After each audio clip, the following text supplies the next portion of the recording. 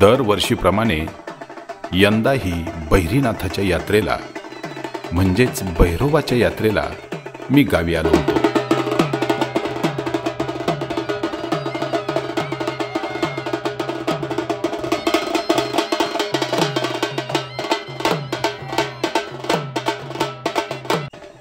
चैत्र शुद्ध चतुर्दशी म्हणजेच ग्रामीण भाषेत चौदशीला आमच्या कोल्हेवाडीच्या भैरोबाची यात्रा असते. या यात्रेची सुरुवात मडमधून गाडी बगाडाच्या तयारीने होते. भल्या सकाळीच मारुतीच्या मंदिरासमोर गाडी बगाड उभा राहतो आणि सुरू होतो गाडी बगाडाचा रोमांचक अनुभव.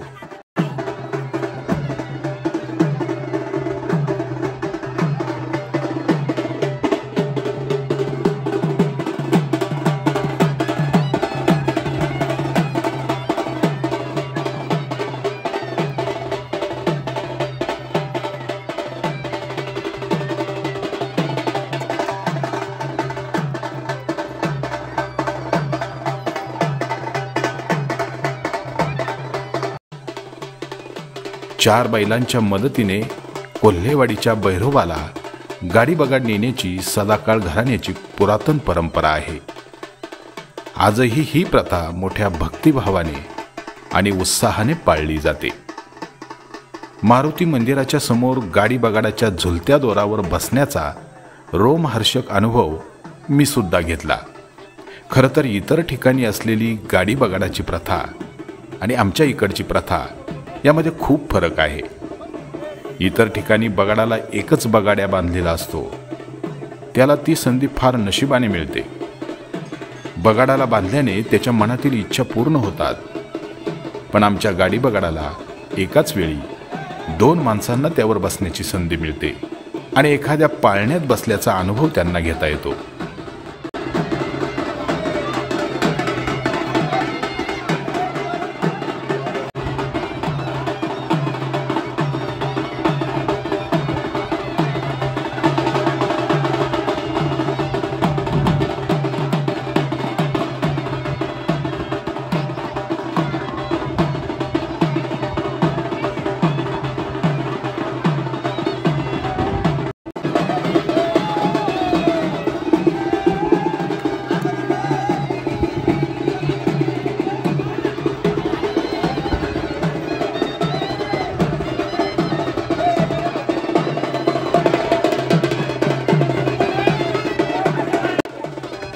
यात्रेत गाडी बगाडावर अनेक माणसे बसून ही गंमत आणि त्यामागील भक्तिभाव यांची अनुभूती घेतात.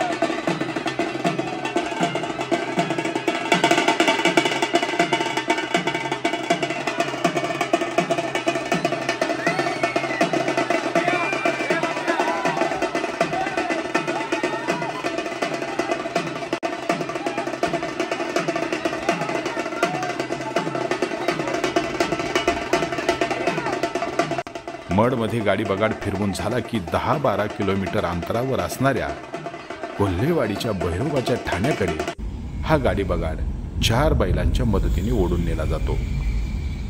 पाठोपाठ परंपरेनुसार आम्ही सगळे देवदर्शनासाठी निघतो। पूर्वी सगळेजण गाडी बैल जुंपून देवाला जायचे, पण आता स्वतःची 4 चाकी गाडी घेऊन जो तो कोल्हेवाडीचा नयनरम्य रस्ता कापू लागतो।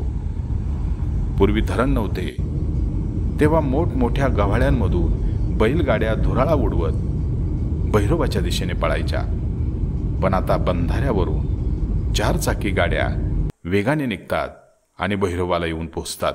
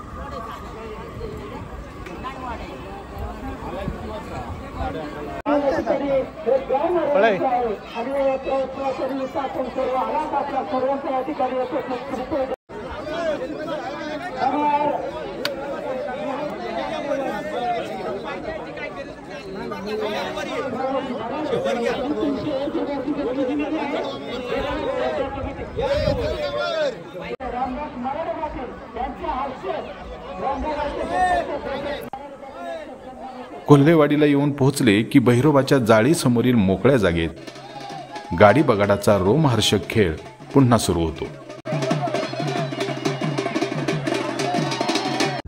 आपण आज या ठिकाणी कोल्हेवाडीच्या भैरोबाच्या यात्रेच्या निमित्तानं आलेलो आहोत आणि या संपूर्ण यात्रेचं आपण शूटिंग करतोय, त्याचं चित्रीकरण करून जतन करण्याचा प्रयत्न करतोय। तर या यात्रेचं प्रमुख वैशिष्ट्य म्हणजे गाडी बगाड आणि हे गाडी बगाड आता मी माझ्या लहानपणापासून पाहतोय, परंतु या गाडी बगाडाच्या पाठीमागं म्हणजे ही प्रथा चालू करण्याच्या पाठीमागं काय कारणं होती, कधीपासून हे गाडी बगाड चालू आहेत, आता तरी ही माहिती देण्यासाठी ही गाडी बगाडाची प्रथा जी आहे ही मडच्या सदाकाळ घराण्याची प्रथा आहे आणि मडच्या सदाकाळ घराण्याचे आज सगळे परिचित या ठिकाणी उपस्थित आहेत। त्यामध्ये पंचायत समितीचे माजी सदस्य आणि मडचे माजी सरपंच माननीय महेंद्र शेठ सदाकाळ या ठिकाणी उपस्थित आहेत। तर आपण त्यांनाच विचारूया की या गाडी बगाडाच्या प्रथेमागचं कारण काय आणि कधीपासून ही प्रथा सुरू आहे। कृपया व्हिडिओ पाहणाऱ्यांना आपल्या या गाडी बगाडाची पूर्ण माहिती द्यावी। आपण आज या ठिकाणी कोल्हेवाडी या ठिकाणी भैरवनाथाच्या पवित्र अशा प्रांगणामध्ये या ठिकाणी उभे आहोत। खरं तर भैरवनाथाचा गाडी बगाड हा गेली कमी कमी 70-80 वर्षापासून आमचे आजोबा पंजोबा आणि सदाकाळ घराण्यातली सर्व मंडळी जे पूर्वी मड गावठाण होतं त्या जुन्या गावठाणापासून तर आजपर्यंत नवीन गावठाणापर्यंत या ठिकाणी हा गाडी बगाडाचा जो नेहमीचा जो झालाबादप्रमाणे या ठिकाणी उत्सव असतो तो उत्सव या ठिकाणी खऱ्या अर्थाने पार पडत आहे। खरं तर वैकुंठवासी मनाजी दगडू सदाकाळ असेल, गणपत दगडू सदाकाळ असेल, काशीनाथ देवबा सदाकाळ असेल, असे अनेक मान्यवर ज्यांचं या गाडी बगाडला अतिशय मोलाचं सहकार्य लाभलेलं आहे आणि त्यांच्या प्रेरणेतून संकल्पनेतून हा गाडी बगाड या ठिकाणी दरवर्षी कोल्हेवाडी या ठिकाणी अतिशय भाविक पद्धतीने आणि उत्साहाच्या वातावरणामध्ये या ठिकाणी येत असतो। खरं तर गाडी बगाड येण्यापाठीमागचं कारण की या ठिकाणी असलेली सर्व सदाकाळ मंडळी, सदाकाळ भावकी हे एकत्र येऊन पूर्णपणे तो अतिशय चांगल्या पद्धतीने पारंपरिक पद्धतीने गाडी बगाड सजून बांधून अतिशय डौलाने या ठिकाणी 4 बैलं लावून या ठिकाणी घेऊन येत असतात.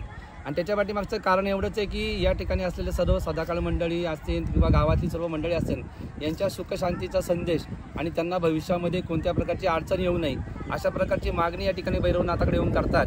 आणि वर्षभर आमच्या हातून ज्या काही चुका होतील त्या सुधारून घेऊन भविष्यामध्ये येणाऱ्या आमच्या पिढीला आणि आता चालू असलेल्या पिढीला आपला आशीर्वाद लाभो अशा पद्धतीची मागणी या ठिकाणी येऊन आमचे सर्व सदाकाळ मंडळी या ठिकाणी करतात. आणि खऱ्या अर्थाने भैरवनाथाचा आशीर्वाद घेऊन गेल्यानंतर आम्हाला वर्षभरामध्ये कोणतीही अडचण येत नाही. आणि जरी ती अडचण आली तर भैरवनाथ त्याच्यावर मात करतात. आणि म्हणून हा नवसाचा गाडी बगाड या ठिकाणी मानला जातो. आणि नवसाचा गाडी बगाड मानला गेल्यानंतर आमच्या घरामध्ये असेल, सदाकाळ भावकी मंडळीमध्ये असेल, अतिशय आनंदाचं वातावरण या ठिकाणी येत असतं.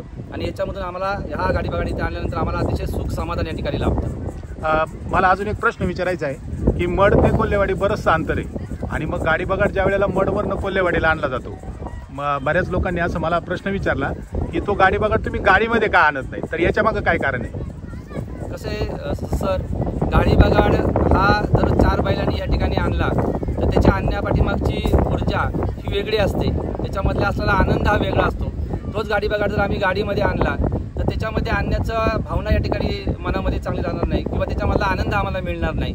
कारण आमच्या वडिलोपार्जित लोकांनी हा गाडी बगाड 4 बैलांनी मिळून या ठिकाणी दरवर्षाप्रमाणे तो त्या ठिकाणी सजवतात. अशी ती आनंद गाडी बगाड सजून तो या ठिकाणी घेऊन येत असतात. आणि ती परंपरा ती आम्हाला मोडायची नाही. जरी आम्हाला त्रास झाला, जरी हे अंतर 10-15 किलोमीटरचं असेल, परंतु हे अंतर कापताना आम्हाला कोणत्या प्रकारचा त्रास होत नाही, उलटा आम्हाला आनंद होतो. आणि आमचे पूर्वजांनी कशा पद्धतीने हा गाडी बगाड या ठिकाणी आणला असेल किंवा त्यांनी किती प्रकारे कष्ट केले असेल याची अनुभूती तेवढी आम्हाला येत असते. आणि हीच परंपरा आम्हाला कायम ठेवायची आहे. कारण तो 10-15 किलोमीटरचा अंतर कापत असताना आमची सर्व सदाकाळ भावकी एकत्र येत असते आणि एकत्र येत असताना त्यांचे आचार, विचार, संस्कार आणि संस्कृती त्या ठिकाणी आम्हाला दिसून येत असते. आणि म्हणून आम्हाला आमच्या संस्कृतीचं, आम्हाला आमच्या संस्काराचं या ठिकाणी पालन करायचं आहे. आणि म्हणून जो आनंद आम्हाला गाडी बगाड या ठिकाणी बैलांना झुपून या ठिकाणी आणण्यामध्ये येतो, तो आनंद आम्हाला दुसऱ्या कशामध्ये मिळणार नाही. बरोबर. परंपरा आणि संस्कृती जपण्यासाठी आणि भैरवनाथाची परंपरा आहे की तो गाडीतनं आणता बैलांच्या सहाय्यानेच इथं आला पाहिजे. त्या दृष्टीनं मग सदाकाळ घराणं पूर्वीपासून बैलांच्या मदतीनंच या ठिकाणी गाडी बगाड घेऊन येतं. आणि गाडी बगाडाची खरंच यात्रेला शोभा आहे. गाडी बगाडामुळं बरीचशी आता पब्लिक सुद्धा वाढली. आपण लहानपणापासून पाहतोय की लोक कमी असायची, परंतु आता यात्रेचं स्वरूप खऱ्या अर्थाने यायला लागले. नाही काय नाही, गाडी बगाडाचं महत्व आता लोकांची किती उत्साह, किती मोठा आहे यात्रेचा. आणि गाडी बगाडामुळे शोभा आली यात्रेला.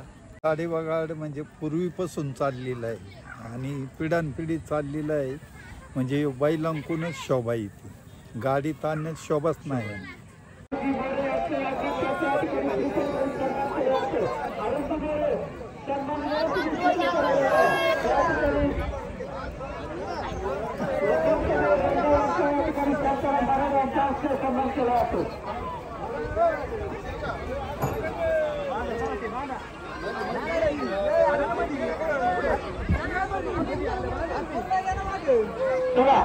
या ठिकाणी जे पाहुणे मंडळ आहे त्यांचा या ठिकाणी सन्मान करायचं.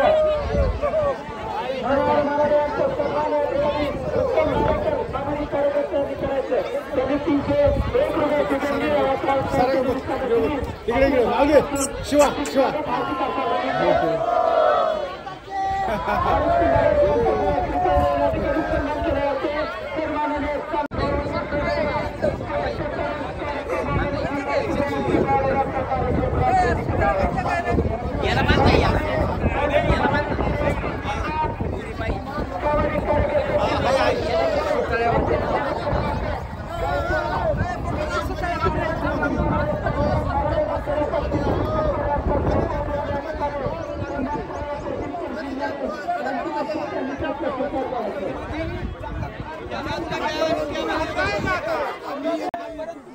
यावेळी कोल्हेवाडीच्या परिसरामधील भाविक या गाडी बगाडावर बसण्याचा आनंद लुटतात.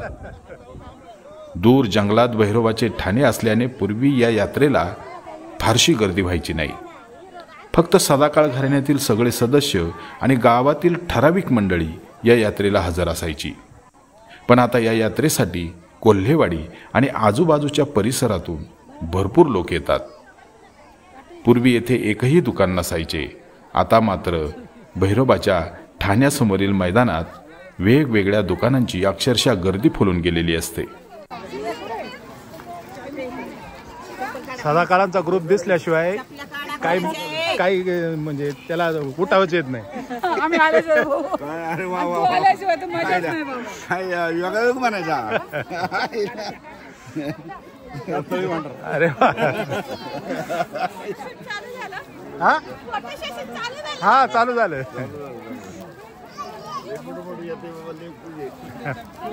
बरं आहे ना.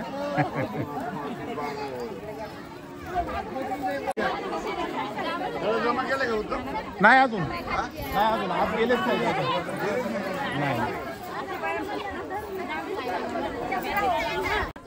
गाडी बगाड बघत दुकानासमोर फेरी मारत यात्रेसाठी आलेल्या नातेवाईकांच्या भेटी घेत पावले आपोआप भैरोबाच्या दर्शनासाठी भैरोबाच्या जाळीकडे वळतात. राम राम. आहे ना ओळख पाळख.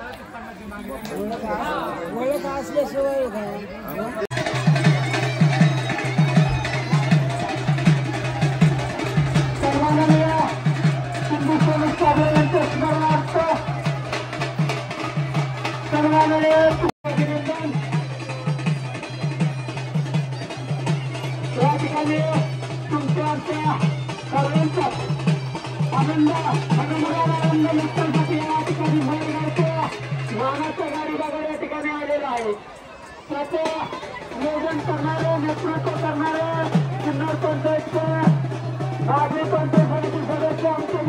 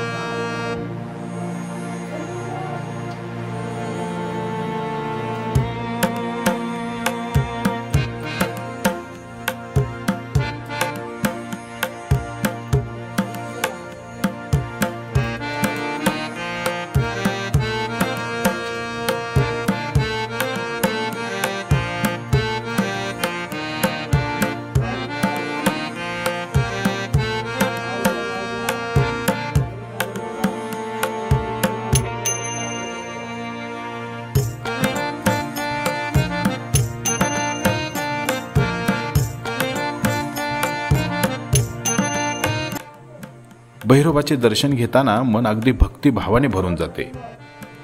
त्याचवेळी पुजारी भक्तांच्या गाऱ्हाण्यांसाठी देवाला कौल लावून बसलेला असतो.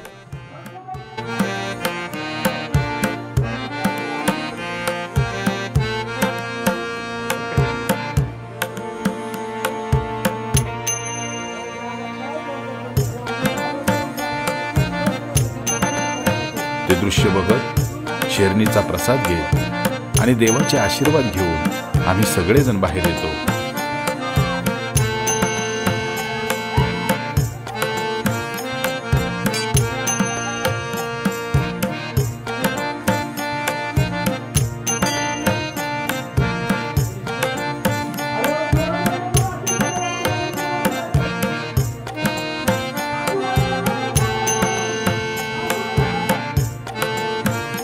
आणि भैरोबाच्या यात्रेचा आनंद मनात साठवून पुढच्या वर्षी पुन्हा येण्याच्या इच्छेने आम्ही आमच्या मठच्या दिशेला निघतो.